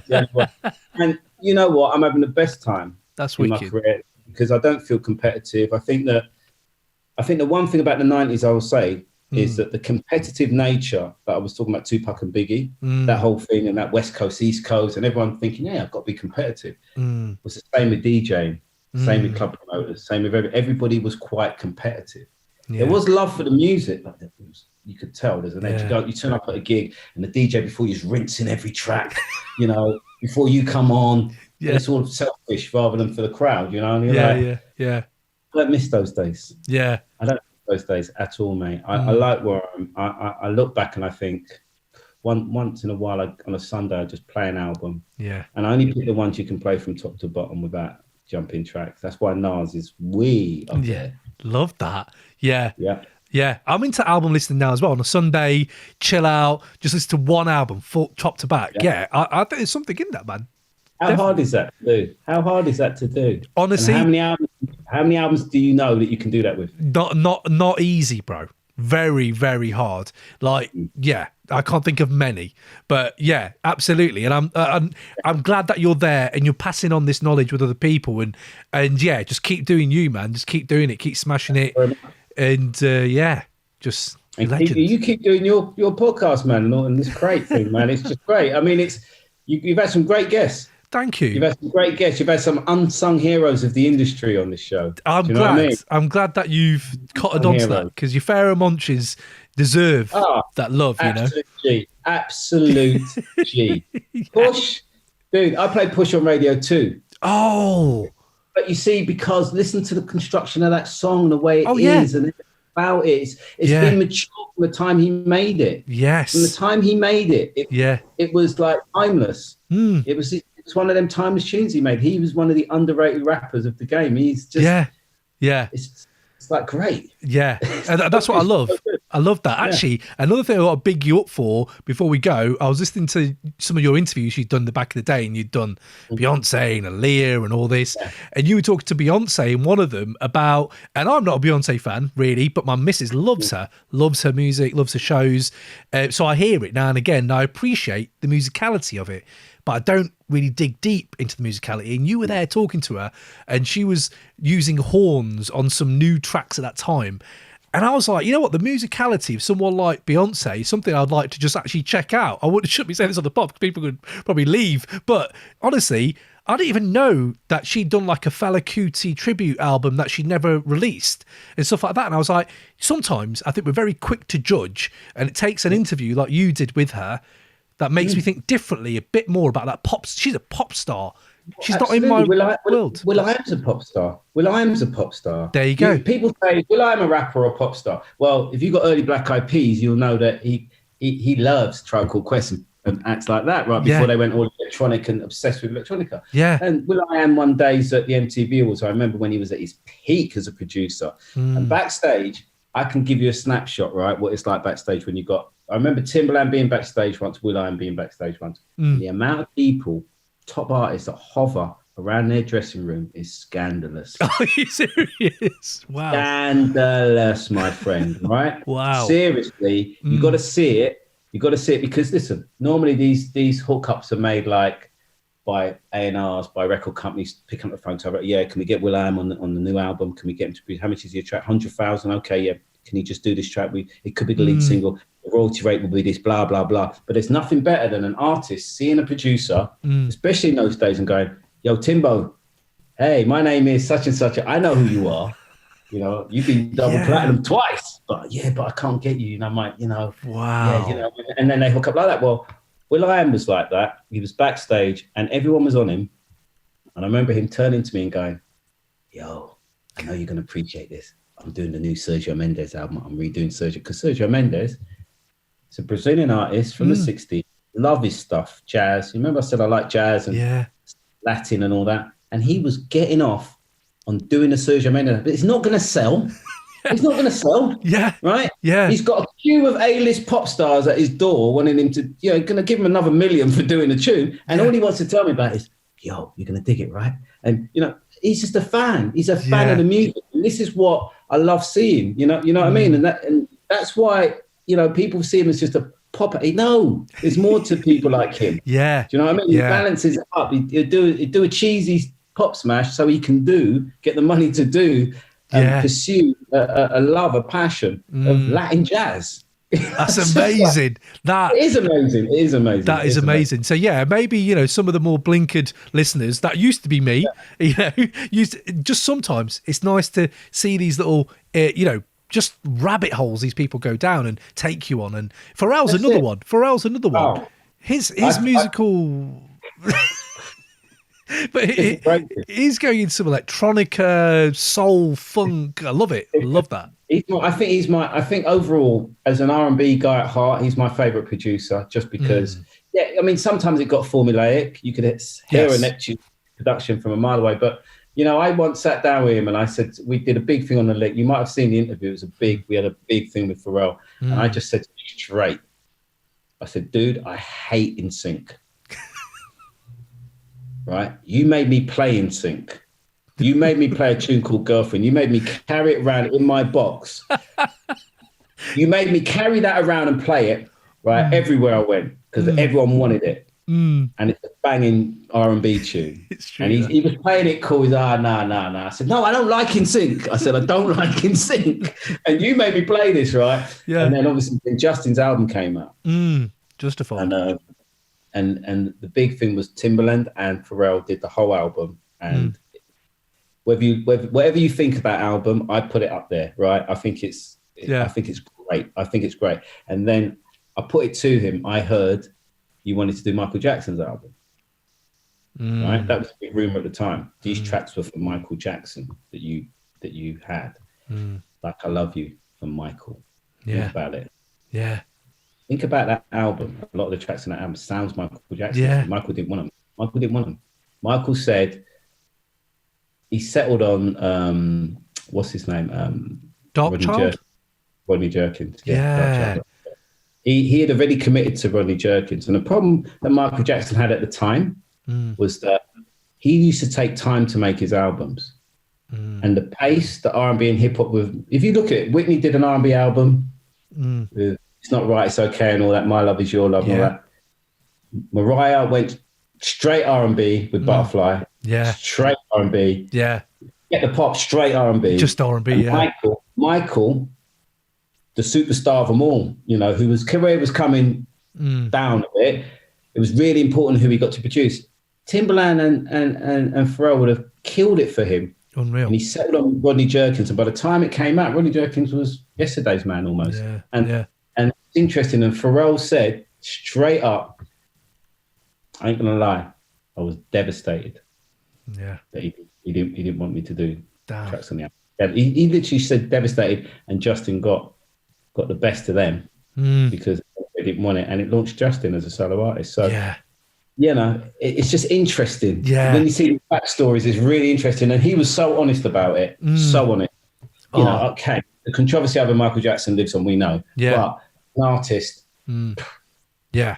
Oh man. Killed it. They would have killed it with him. Just imagine. Jeez. They did it for Jigger, they did it for everyone, man. So yeah. Unbelievable. Those two are giants of production. I mean, we could talk for hours, bro, about producers. We didn't even talk, producers became the kings. They became bigger than the artists. It's true. I think in years gone by, no one talked about producers. They always talked about the artists, and behind every artist was a great producer in the 80s and 70s. All right, a few genres, Giorgio Moroder or whatever for disco and people like that. But in 90s, that's when the producer became... Yeah. That's Dre. Yeah. Even though Puffy didn't do some of them, but he did most of them. You know what I mean? But he was his name. Yeah, no, he's up there. Puffy, Dre. You know, those guys were huge. Timberland, Primo as well, though. Primo was classic. Yeah. And pure. Primo was pure. Yeah. Scratching everything, just pure. Yeah. Swiss beats banging, you know. Yeah. There's so many. Who was the piano man that Tibbo used to call piano man? Scott Storch. The piano. Well, yeah, Scott Storch. Come on. The keys. He loves his keys. Up and stuff like that, right? Yeah. I mean, there's so many of these producers and track masters. Just so many. And we as DJs were like, who produced it before we heard the record? Right. It was like, you go in a record shop, who's produced it? Yeah. Yeah. Who's produced? I don't care who the actor is. Who's produced it? Who's a producer? It was about that for DJs. Yeah. Because DJs knew if it's a Timberland production, you either say, I hate Timberland production, or you loved it. Neptune, put it in my bag. I don't just put it in my bag. Yeah. I don't need to say that. Put it in my bag. Timberland, put it in my bag. You know, it was like that. Yeah. Just put it in my bag. I don't just put it in the bag, bro. Just put it in the bag. I'll get excited at home on my own to that. I'll turn it over. I listen to the instrumental. I use the instrumental for a bed on my radio show. I'll mix it with, you know. Yeah. And they were killing it. Yeah. Absolutely killing it. And they were carrying some artists. Yes, absolutely were. Yeah, definitely.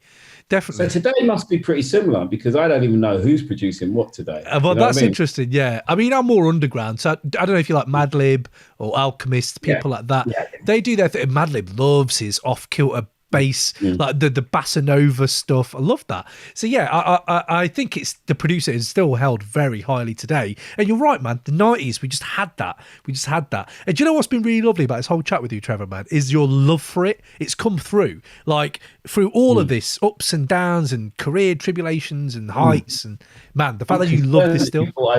I'm concerned that you thought I weren't in love with it at the time. I'm concerned that I'd be a fake and a fraud if I didn't love it. Right? No, it's true. But I'm saying after time, makes me love it. Yeah. After all this time, the love is still there. It makes me feel like, yeah, man, you can still become that little kid again. You know, that excitement. Yeah. I don't play music at home. Oh, really? I don't play music in the car. I don't play it at home. I have thousands of records and CDs, but I have to, because I still do shows, I only play them when I'm compiling the show. I do play music at home when I'm getting a show together, but only once in a while on a Sunday I might play music because the only way to stay, even when I'm doing a gig, I don't ever get on in a year and a bit, I've not touched my CDJs. Wow. While lockdown, not once. I haven't touched my CDJs. Wow. I don't even know if I can still DJ. But it's because my appetite for it, I've got to keep it hungry. You know, I've just got to keep. I get excited when I'm there. When I'm on the show, I get excited when I'm in the club. I don't want to I overdid it. Yeah. It was 24/7 for me. It was quite. You could become a bore. Ask your missus, right? Honestly, she thought you were borderline boring because you were just into music more than her. This is the thing. You can actually bore your nearest and dearest because you are just so wrapped up in music. You know, you've got kids walking around like this. Yeah. What? Bruv, what? Right. So it's true. You get people walking around the streets like that all day, and that would have been me 20 years ago. And if you don't know, if you can't get in this conversation with us, you're not my friend. I'm not interested in you. I don't want to talk. Do you know what I mean? Yeah. If you don't understand music, you weren't in my circle. Yeah. I'm sorry. You could be the best looking woman on the planet. If you don't know your Jay-Z's from your Biggies. Yeah. You know? That's it. Sad. That's it. Stop. Yeah. It all came back to this conversation. I had to stop for a while. I'm into football more than anything else. Oh yeah, true. And big up Chelsea, man, into that cup final now. So, This is not going to be time. This is not going to be timeless. When's it coming out? This might come out by the time they might have lifted it, my friend. This might do. Who knows? But yeah. I don't know if we're going to lift it, but what a season. Who's your team? Sheffield Wednesday, my friend. So not even. Good. No, respect. Respect for that. Respect. It's more the look in your eyes of like, I love it. You're not Man United. You're not Man United. No, not that. No, I live in Derby now, so yeah, okay. So I'm in the Midlands, but yeah, I haven't followed them for a long time. But I tell you, when I get up for it now is England. When England play, I still think there's a nice atmosphere. So yeah, very looking forward to the Euros, man. It's going to be really yes, Southgate gel those players, because in Foden he's got a worldie, man. Yes, we're going to win it, mate. Don't worry about it. Jack Grealish will be back doing bits on the wing. We'll be fine. Mason Man. Yes. Oh, well, there you go. Your boy. Yeah. You love him. Listen, I think we've got to wrap this. It's 4 o'clock. We do. We're going into football now. 2 hours. Oh, man. Yeah, it is. Oh, man. Sorry. But yes, Trevor, man, thank you again. Everyone, go check out Trevor's shows, One Extra, BBC Two, loving them. And yeah, it just leaves me one question then, man. What's the last great piece of music you heard? Could be old, could also be new, but just the last piece where you're like, damn, that was amazing. You're killing me. How can you do this to me? Just the last great piece. Oh, gosh. Off the top of my head, that's pretty difficult. It's fine, don't worry. Really difficult off the top of my head, because I churn through music every week. True. Might be a bit more Sorry, man. Oh, gosh. You're killing me. Last great piece of music. I absolutely love Anderson .Paak. Okay. As somebody who does radio and needs people who have got that something that crosses over. You're on the underground, so you know you probably go Anderson .Paak. No, but I love Anderson .Paak. I love Anderson .Paak. I love what he's doing. I like her, the artist. She's incredible. I think she's incredible. There were so many, man, but there were so many of, we've been talking about that level. We've been talking up there for this last 2 hours, and now you're asking me to start from there again. And I'm sorry. It's really hard. I'm sorry. It's hard, man. It's hard because, oh gosh, I only play music I like. Yeah. So everything to me, depending on the week, is great. And I know you stay there. Right, stay there. And there's a way of me finding this, right? What's the most recent thing that I've played recently? I mean, because I'm doing a Radio 2 show now, it's not going to be something young and... No, but old. I'm here for the old bangers. Like going to be something young. All right, let's have a look. I'm going down. I've got a little list there. Miguel's just done a tune called So I Lie. I love it. Oh, new Miguel, one. Let me tell you something. Miguel is the guy who should have been... great. Should be the weekend. Absolute great. Yeah, he should be a great. I love Georgia Smith from the UK. I love her voice. Love what she's doing. She's amazing. I'm just going for a few. I'm just Celeste. I like Celeste. You know, she's quite mainstream. You know, Sam Henshaw from the UK. I'm just saying he's another guy that should have been bigger than he is. Yeah. You're killing me. I don't know. Have you heard of the group Salt? SAULT? No. Are they crossover? Because they've got a crossover. Turn me on to something. Honestly, right? I reckon you might enjoy Salt more than most because email me them. I will. I'll get it back to you. But yeah, I reckon that's someone you might appreciate. Yeah, they're like this unknown group. So. An unknown group, unsigned. I don't know if they're unsigned, but they only dropped like 2 or 3 projects, and they're like jazz, funk, like R&B, soul, bit of hip hop. It's everything. But no one really. For me though, the only thing that's king for me is the song. The song is king, not the vibe, not the group. The song is absolute king. When it comes to radio, the song is king. Right. The vibe is for specialists. When I was a specialist, I play a lot of vibe, but I cut through with songs. And while I'm here, I'm going to promote one thing. Go. No, absolutely. It'll be something your listeners or viewers will want to check out. It's something called Trevor Nelson's Divas. It's on BBC Sounds, right? And it's basically, I've been asked to do podcasts and I've never done one. Right. I've never done a podcast because I think I've got 5 radio shows a week. No one wants to hear me any more than that, right? But then what they did, they went into the archive of all my interviews on the BBC, only on the BBC. And we came up with 8 artists that we put in the diva category with enough interviews that I've done or, you know, Beyonce. Yes. So it's about 5 interviews all meshed in, you know, taking bits out of her. And she doesn't do interviews anymore. So it's interesting hearing her. Yeah. Right. James Brown, who I say there'd be no hip hop without that man. 100%. Let's have it as it is. When he was just 70 years old, he did a concert for me, and amazingly. I mean, it's hard to understand him, but he's amazing. Yeah. And he knows his place. He knows his place in the, you know, Usher, because male divas is what they can. Of course. He's always been really sure of himself. I've never met anyone as sure of himself. I don't mean in an arrogant way. I mean, he's always been, you know, I listen to there's different interviews over the course of time, and you hear him, he's consistently really self-assured, which is, I even tried to goad him with Justin Timberlake when Justified came up, said there's a new kid on the block, and he was in the middle of making Confessions. And I was in the studio in Atlanta with him and Jermaine Dupri. Oh, wow. And when I said that to him, because Justin just came out with Justified, and he said, he said, come here. And we ran outside into his, he had this big Hummer. Right. And he put Confessions on. He said, what do you think of this?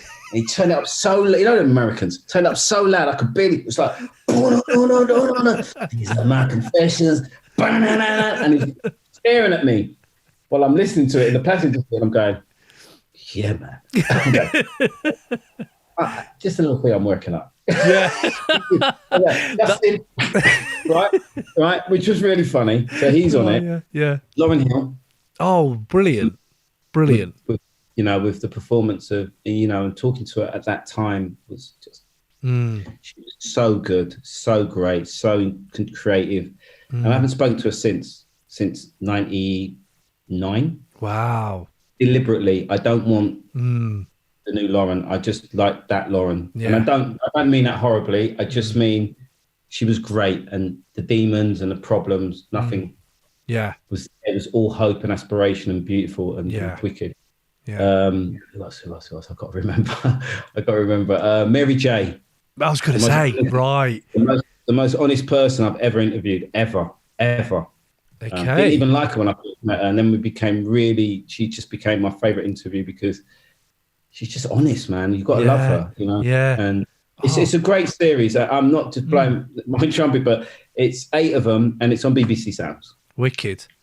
Please check it out. Just type in Trevor Nelson Divas, and trust me, I think you'll like it. Yeah. I'm here for it, definitely. Mary. Yeah. P. Diddy, your man P. Diddy. And the Puff. Oh, right. Well, that you already said there's going to be something. Puff Daddy. He's on it. So, yeah, he really is quite good at talking about hip-hop, seeing the overall picture. He actually said 20 years ago, you're going to see rappers endorsing presidents. And lo and behold, Jay-Z, Puffy, Obama, years later. He saw it, though. He always saw it. He, no matter what you think of that guy, he always saw it. Yeah. He always saw it. Amazing. Listen, it's been great, man. Yeah. Thank you, Trevor. Thank you. Great chatting. Beautiful. I keep smashing it. And and the door's always open if you ever want to come on. And do your thing, bro. Just keep doing your thing. You do your thing, man. You do your Thank you. Right? Thank Lovely. you, bro. Take care, man. Wicked. Peace, bro. Peace.